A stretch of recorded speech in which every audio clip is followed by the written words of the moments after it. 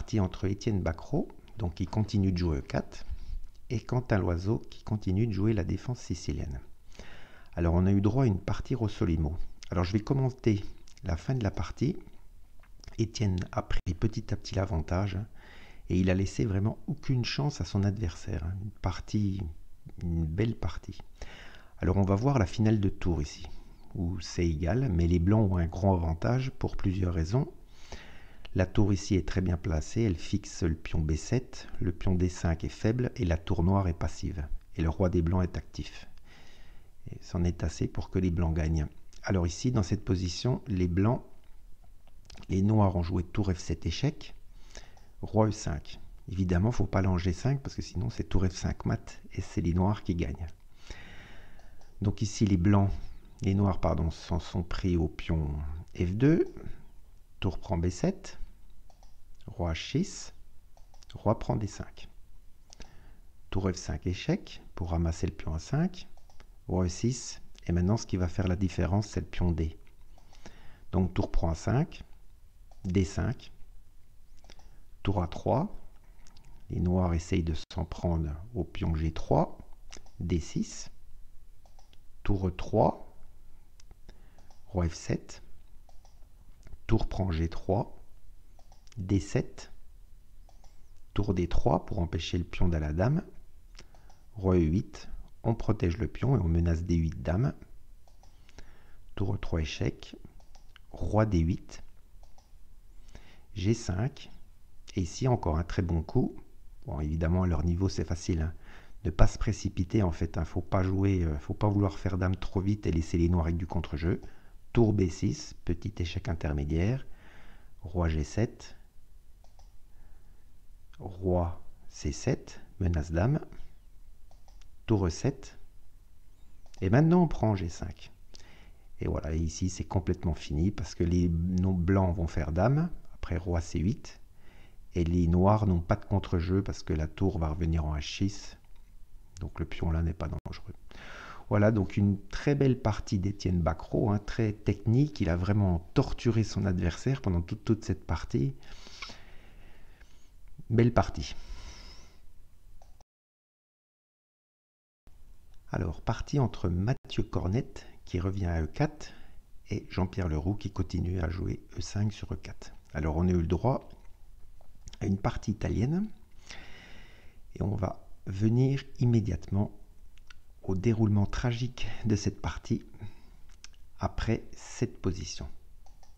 Voilà, dans cette position-là, Mathieu Cornette a fait un faux sacrifice. Alors, c'est vrai que c'est pas évident de le réfuter, mais Jean-Pierre Leroux l'a très bien réfuté. Alors, ce qui serait intéressant de savoir, c'est quand il a joué cavalier 8, est-ce qu'il avait vu toute la suite? Alors, voyons voir ça.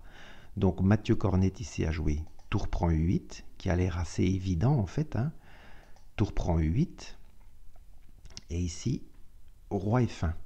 Avec l'idée suivante, les noirs ne peuvent pas empêcher le pion d'avancer. Ils ne peuvent pas empêcher D6, D7 et D8 dame. Notez qu'on ne peut pas jouer tour C8 à cause de cavalier E7 et cavalier C8 qui ramasse la tour. Voilà. Par exemple, sur un coup lambda, hein, G5, c'est D6 et c'est terminé, quoi, hein. Prochain coup D7 et on fait dame. Mais ici, les noirs ont une ressource incroyable, c'est le coup B5, laissant le pion 2 fois en prise. Alors l'idée de ce coup, c'est que les noirs vont créer leur propre pion passé, ce qui obligera le cavalier à s'en occuper, car le roi pour l'instant est coupé. Alors voyons voir quelques variantes. Alors dans la partie, il s'est joué C prend B5. Alors on va voir ce qui se passe sur A prend B5, mais ça revient un peu au même, hein. Ici les noirs jouent A4, donc menace A3, A2, A1 dame, hein. Et le cavalier a du mal de revenir, parce que cavalier B4 ne va pas, la case étant contrôlée.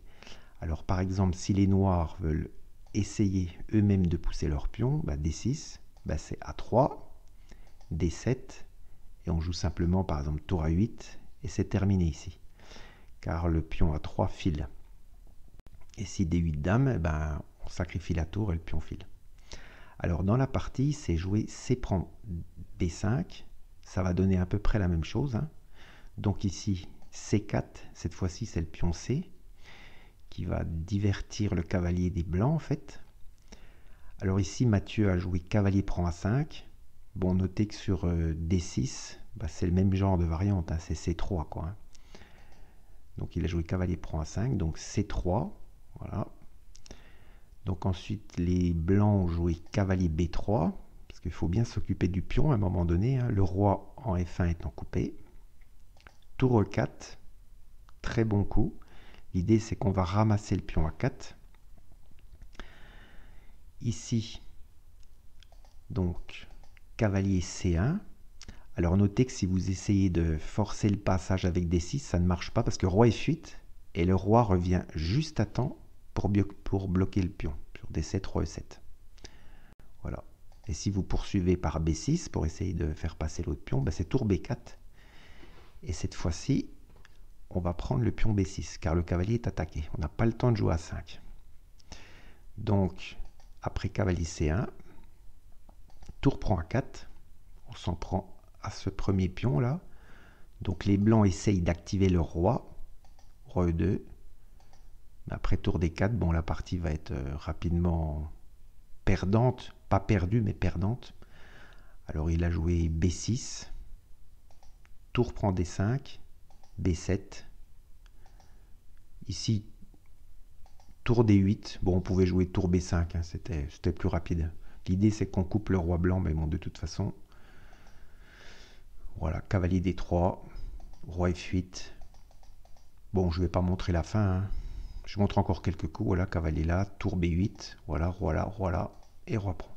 Et cette finale est perdante, hein, en fait. Voilà, je montre juste la position finale. Voilà, dans cette position-là, les blancs ont décidé d'abandonner. Voilà, bon. C'est une finale un peu technique, mais à leur niveau, c'est assez facile de gagner. Hein. Les noirs vont centraliser leur roi et à un moment donné, on va sacrifier la tour sur le cavalier dans de bonnes conditions et c'est gagné. Voilà, donc c'est dommage, une bonne partie de Mathieu. C'est dommage, il a fait un sacrifice qui ne marchait pas. Donc Jean-Pierre Leroux a bien réfuté le sacrifice. Comme quoi, dans une partie, hein, même quand on est gagnant, faut bien vérifier jusqu'au bout toutes ces variantes. Partie entre Yannick Gozzoli et Christian Bauer. Donc Yannick continue à jouer D4 et Christian a répondu par G6. C'était la première fois qu'on lui jouait D4. Je montre juste les premiers coups car l'ouverture est assez atypique.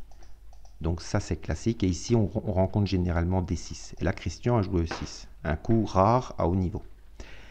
Alors ensuite, je vais vous montrer la position que j'ai trouvée vraiment intéressante. Et je pense que là, le match a...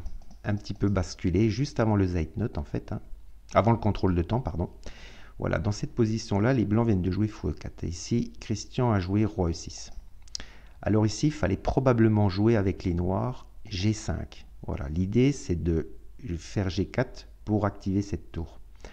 Alors, quelques variantes illustratives. Par exemple, les blancs jouent tour G1 avec l'idée d'arrêter le pion. Et bien là, on joue tour H3. On active la tour. Et maintenant, deux variantes illustratives. Hein. Par exemple, bon, cavalier prend E5, perd immédiatement, car après fou prend E5, fou prend E5, tour E3, et on a une jolie enfilade avec les fous. Et sur le meilleur coup, fou prend E5, tour G8 est un bon coup. Alors certes, les noirs ont sacrifié un pion, mais ils vont pouvoir menacer, enfin ils vont pouvoir jouer G4. Les blancs ne pourront pas arrêter parce que sur tour G4, il y a H5 et ils vont avoir du jeu à l'aile roi. Alors au lieu de ça, on va voir ce qui s'est passé. Donc roi E6. Les blancs ont joué roi G2. Donc G5 arrive un peu tard et maintenant H3. Et c'est très dur de jouer G4 ici parce que la tour est mal placée ici. Alors je vous montre juste la fin de la partie. Comment ça s'est terminé. Voilà. Voilà la position finale. Donc dans cette position-là, les blancs sont gagnants. En effet, ils ont une pièce de plus et les trois pions noirs vont tomber ici. Là. Voilà, donc dommage que Christian n'ait pas joué G5 au bon moment, car il aurait probablement pu gagner cette partie.